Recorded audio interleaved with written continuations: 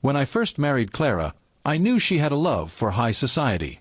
Her charm, grace, and confidence drew people in effortlessly. I was proud of her success and didn't mind being in the background. After all, she earned her place in that world, and I was simply the man lucky enough to stand beside her. But over time, that balance began to shift. The woman who once appreciated my quiet strength started treating it as weakness. One evening, Clara invited me to a luxurious dinner she had organized for her company's partners. It was held at one of the most expensive restaurants in the city, with chandeliers glowing and soft jazz playing in the background. I felt a little out of place in my simple suit among her well-dressed, confident colleagues, but I was determined to support her and enjoy the night. She greeted me with a polite smile, not the warm affection she once used to. That was my first sign the night wouldn't go as I hoped. The evening started well enough: small talk, laughter, and introductions. Clara's co-workers praised her management skills, and I listened proudly. But as the night went on and wine filled the glasses, the tone changed. Someone asked how Clara and I met, and she laughed in a way that made my stomach twist. "Oh, Mark. He was a simple guy back then," she said with a smirk. "Still is, actually. I had to teach him a few things about class." Everyone chuckled politely, but I could feel the sting. I tried to smile it off, thinking she didn't mean harm, but she didn't stop there. "He still doesn't know which fork to use for salad," she joked later, turning my quiet nature into entertainment. The table roared with laughter. My face burned, but I stayed silent. I wasn't angry yet, just disappointed. I had been her supporter, her partner, the one who stood by her when she struggled. Yet here she was, treating me like a story for amusement. As the dinner continued, she added another jab about my basic job. She had forgotten, or ignored, the nights I spent helping her prepare for her first promotion, the times I paid the bills when her salary couldn't. I saw the glimmer of pride in her eyes as others laughed at her wit.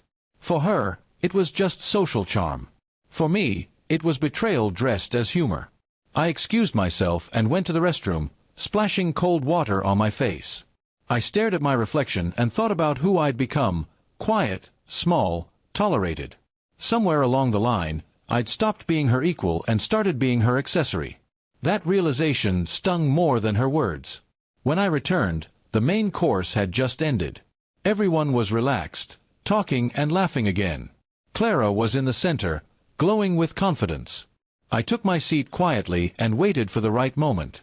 Then, as the waiter refilled my glass, I raised it gently and smiled. "Everyone," I began, my voice steady but calm, "I'd like to make a toast." The table turned silent, and all eyes were on me. Clara smiled uncertainly, perhaps thinking I'd say something flattering about her. I looked at her directly. "To my wife, Clara," I said, "the most ambitious woman I've ever known.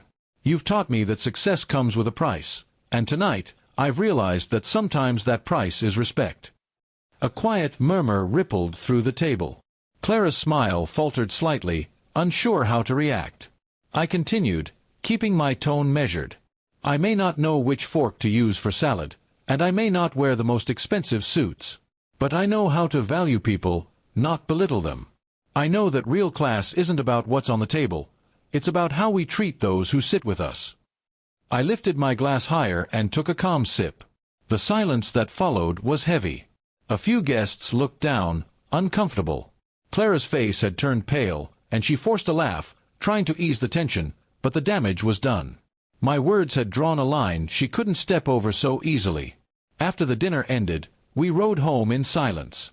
She tried to speak once, but I didn't respond. The car felt colder than ever before. When we reached home, I turned to her and said softly, "You wanted a man who could stand beside you, not behind you. Tonight, you saw that man again." Then I walked inside, leaving her on the porch, speechless. In the days that followed, something changed between us. She apologized quietly one morning, realizing her pride had turned her cruel. But I didn't rush to forgive. Respect, once broken, doesn't rebuild easily. From that night on, I decided never to let anyone, no matter how close, mock my worth for the sake of their image. I had lifted my glass not just to speak, but to reclaim something far more valuable: my dignity.